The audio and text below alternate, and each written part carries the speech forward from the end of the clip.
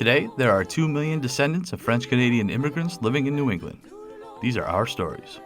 Welcome to the French-Canadian Legacy Podcast. Venez tous jeunes filles et garçons, je vais vous raconter l'histoire de notre immigration ici au USA, de grands aventuriers de pays étrangers.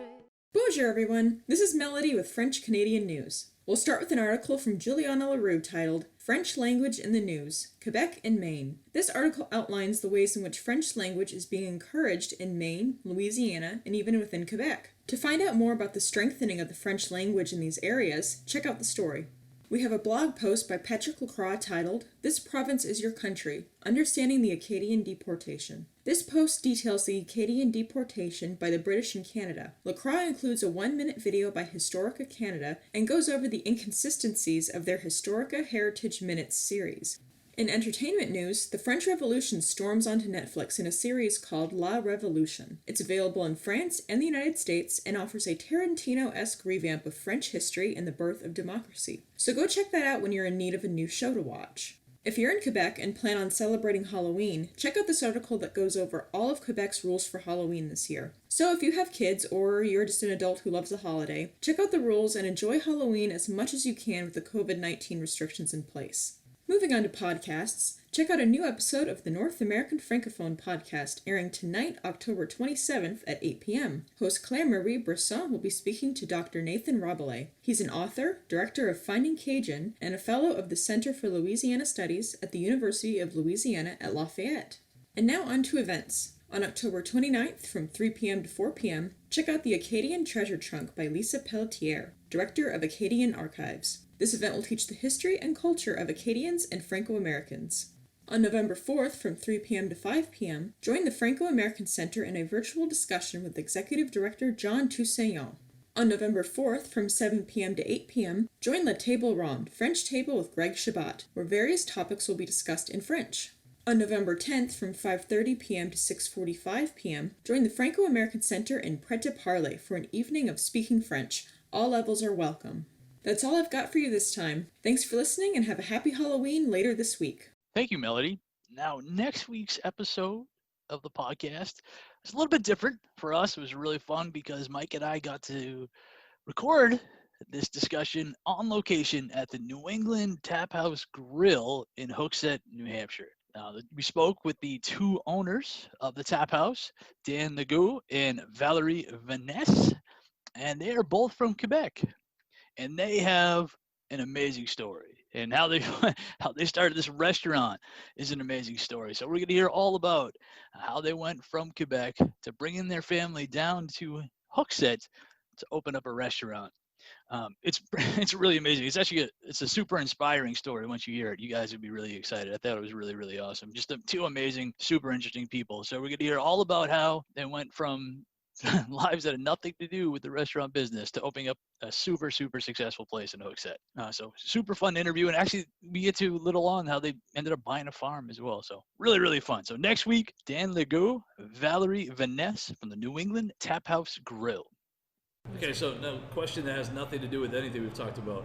What are your actual opinions on the Boston Bruins? Go ahead. Well, I can say one thing. Sure. Year one, I was a I was Canadian fan.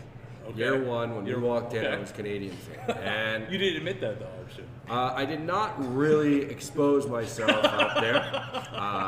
But I can say that I was actually timid, but I was timid for the Canadians, but when the Olympic happened, I was very Canadian at that point. And when I stood up and I went, yay!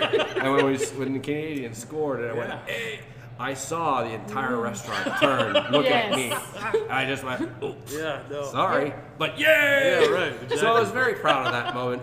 And for the first year was French, I was Montreal Canadian. And year two, I was done. Who's buttering my bread? Boston Bruins. And to be honest with you, awesome. There was more French Canadians on the Boston Bruins than there was on the Canadians team. So I was like, you know what? Screw the whole Canadian thing. I'm actually going after the Boston Bruins because everyone on the Boston Bruins has a French name. So we went after that. I remember the year that the Montreal Canadiens, when we won first year we won the cup, and I was like, this is going to change my life, because if we win the cup again next year, this is what's going to bring us over the top, because this month of June was just outrageous. Yeah. Everyone is crazy. Screw football. People don't do football here. I mean, they'll do a little bit of football, but Patriots fans are very routine. They have their routine. They're very superstitious. And if they were sitting in that chair with the crumby Cheetos in the bottom of the chair, they're going to go back in that chair. That's right. But for the Bruins, they don't care where they were. They just want to be where the action is. That's awesome. But I remember the year after, we sat down and we watched the finals with my kids, and my whole family was. Valerie was very Canadian at the time. My kids were very Canadian at the time, and they were all cheering against the only Boston Bruins guy in the room, which was me. Yeah. But I mean, I'm faking it because I'm not really a big sports fan. Okay. But I was into it. I was into it. I'm like, do you guys know who's buttering your bread? Stop cheering for them. Start cheering for them. There you go. Well, this is awesome. Well, thank you very much. Well, thank you. It has been a blast. Now our fathers look at us and sigh with despair, to think that everything they love we simply do not share. But the spirit never dies, our culture will survive. Each of us must choose how much to keep alive. Each of us must choose how much to keep alive. Special thanks to Josie Vachon for providing the music. You can find more about her at josievachon.com. This podcast was produced and edited by Mike Campbell. If you have any questions or comments, please email us at fclpodcast@gmail.com. You can also follow us on Facebook, Twitter, and Instagram at FCL Podcast for more information about the topics discussed. If you enjoyed the show, please subscribe and leave us a review on iTunes or wherever you listen to this episode.